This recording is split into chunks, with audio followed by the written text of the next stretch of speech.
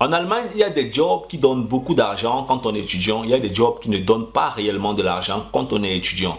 Comment est-ce que tu peux étudier et gagner beaucoup d'argent à côté de tes études? Ce sera exactement l'objet de cette vidéo, donc je t'invite à rester jusqu'à la fin si tu aimerais comprendre comment est-ce que ça fonctionne. Avant de continuer, je t'invite à faire deux choses. Tu t'abonnes et tu actives la cloche de notification pour ne plus manquer mes prochaines vidéos et tu me laisses bien sûr un pouce en l'air si ma vidéo t'a plu. Alors quand nous sommes arrivés à l'époque en Allemagne, on a beaucoup traîné. Je me rappelle le premier job que j'ai eu à faire en Allemagne, c'était dans une boucherie. Tu t'imagines, tu arrives en Allemagne, il faisait vraiment froid à l'époque. Et je suis entré dans une boucherie, mon grand frère m'avait dit, bon voilà, va chercher le boulot dans cet état, ou bien dans cette ville. C'était une ville à 25 km de chez nous, donc je partais en train, c'était rapide, c'était environ dans les 6-7 minutes, j'arrivais en train. Donc je suis arrivé dans cette boucherie et il faisait extrêmement froid à l'intérieur. C'est pas les boucheries comme en Afrique, c'est vraiment des maisons fermées de partout. Et au sous-sol, il y a une température qui est tellement élevée, qui est tellement basse parce qu'il faut congeler, la viande avant de la distribuer dehors. Donc je suis arrivé dans cette boucherie et puis donc, je devais faire le test de travail. On m'a donné les gants, on m'a donné, voilà, on m'a donné une jaquette. Donc j'entre dans cette boucherie et puis je me mets donc à travailler. Je n'ai même pas fait 5 minutes, j'ai commencé à me sentir très mal à l'aise parce qu'il faisait extrêmement froid. Je n'avais jamais vécu quelque chose comme ça.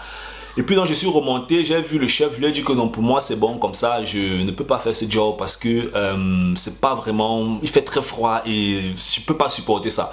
Dans ce boulot, il y avait certains Camerounais qui étaient déjà habitués, il y avait des Russes, des Polonais, il y avait beaucoup d'autres personnes. Mais pour moi, vraiment, en termes de mes capacités, j'avais vraiment atteint mes capacités, je ne pouvais pas, c'était au-delà de mes capacités, je ne pouvais pas faire ce job. Il était donc question pour moi de chercher un autre job, un job que je peux faire facilement, gagner beaucoup d'argent et continuer de fréquenter. Après, donc, je suis parti dans un parc où j'ai rencontré un Allemand. Il avait un parc qui permettait aux enfants de jouer. Et je devais accompagner les enfants de telle manière qu'ils puissent bien conduire les voitures. Un peu comme une sorte de parc d'attraction avec des petites voitures pour des enfants.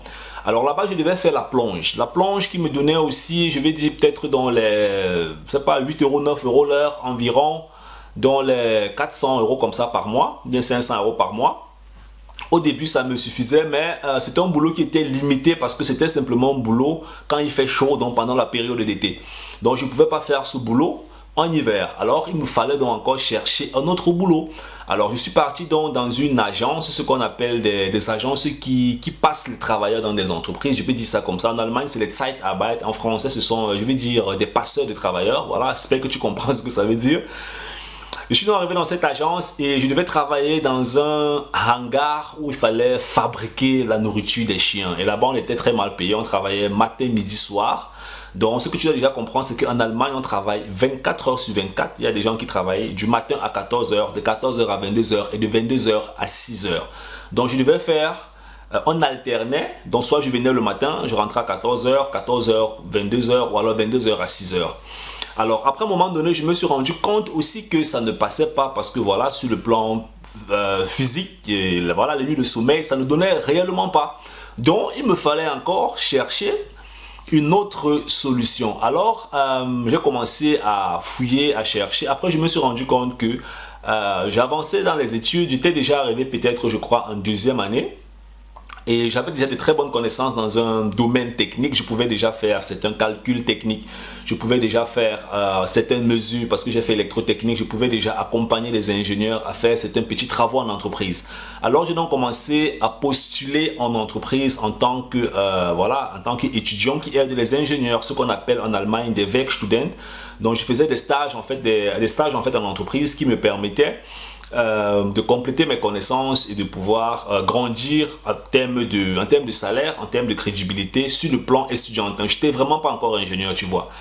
Alors, et puis un jour, donc, j'ai vu un professeur à l'école, je lui ai dit, j'aimerais faire un projet. C'était un projet vraiment volontaire. C'était un projet qui n'avait rien à voir avec mes études. C'était un projet vraiment volontaire parce que je m'étais rendu compte qu'en entreprise, quand j'avais fait mes premiers travaux en entreprise, je m'étais rendu compte du manque ou bien du trou qu'il y a entre la pratique et la théorie. Donc, j'ai vu le professeur, je lui ai dit, j'aimerais avoir un projet volontaire. Il m'a dit, non, tu dois avoir un projet qui entre dans le cadre de tes études. Je lui ai dit, je vais prendre la responsabilité sur moi, je veux un projet volontaire.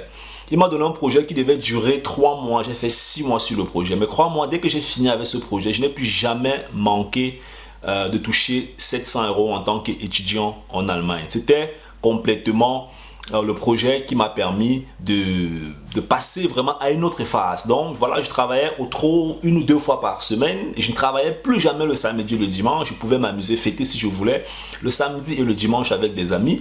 Et puis je travaillais en entreprise 1 ou 2 fois par semaine et je gagnais plus de 700 €. Je suis même parti même à plus de 1000 € par mois en tant qu'étudiant.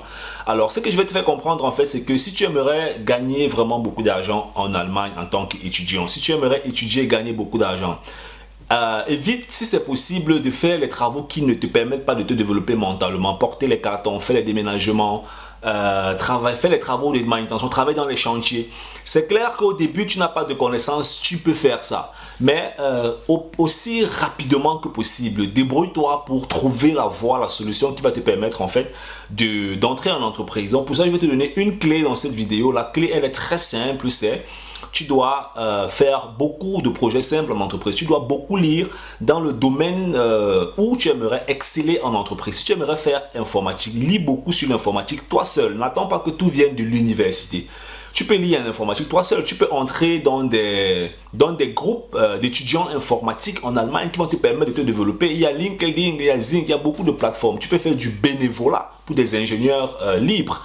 Il y a ce qu'on appelle en Allemagne des freelancers, donc des ingénieurs indépendants. Tu peux faire du bénévolat pour eux. Tu les aides à faire des tests, à faire plein de choses. Tu fais du bénévolat. Ils ne te payent pas, mais tu apprends. Tu vas le faire peut-être au bout de 6 mois. Au bout de 1 an, mais les connaissances que tu auras vont complètement décorer toute ta vie en Allemagne sur le plan de travail, sur le plan ingénierie et même sur le plan de la confiance parce que tu vas complètement te démarquer et tu auras entre tes mains des clés qui vont te permettre de réussir en Allemagne sur le long terme. Alors j'espère que cette vidéo t'a plu. Si c'est le cas, tu t'abonnes et tu actives la cloche de notification pour ne plus manquer mes prochaines vidéos et partage bien sûr la vidéo à tous tes amis qui s'intéressent à la thématique venir en Allemagne, même ceux-là qui sont déjà en Allemagne et qui aimeraient réussir en Allemagne sur le plan travail, succès en général. On est ensemble, c'est le Focus. Bye bye.